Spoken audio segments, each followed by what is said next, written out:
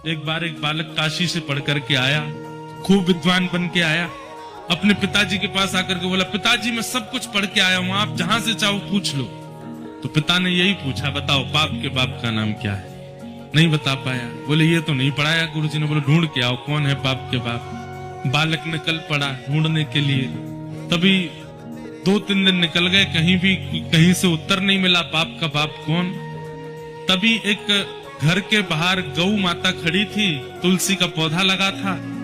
बालक ने सोचा किसी वैष्णव का घर है, 2-3 दिन हो गए कुछ खाया पिया नहीं, यहाँ पे कुछ पा लेता हूं। उस घर में जैसे ही प्रवेश किया, वो किसी वैष्णव का घर नहीं था, एक वैश्या का घर था। तो वैश्या ने जैसे ही बालक को देखा, ब्राह्मण बालक, त्रिपुंड लगाए, शिखा रखी है, धोती पहन करके, हाथों में वेद लगे हैं, तुरंत वैश्या आई जल का पात्र लेकर के, महाराज जलपान कीजिए।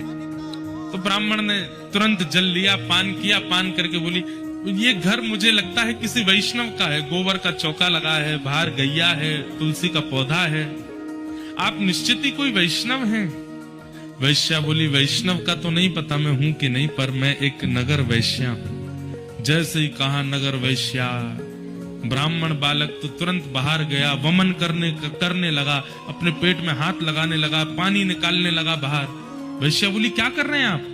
बोले, पाप का बाप ढूंढने निकला था, वो तो मिला नहीं, तुम्हारे घर पर आके जल पी लिया, पाप और कर दिया मैंने।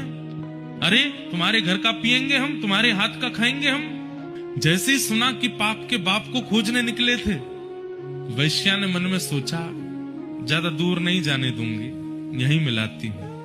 अब भगवान जल पी ही लिया है आपने, पाप तो हो ही गया आपसे, अब तो आपको जाना पड़ेगा, नदी स्नान करनी पड़ेगी, जनेऊ बदलनी पड़ेगी, पंचगव्य पान करना पड़ेगा, तभी आप शुद्ध हो गए।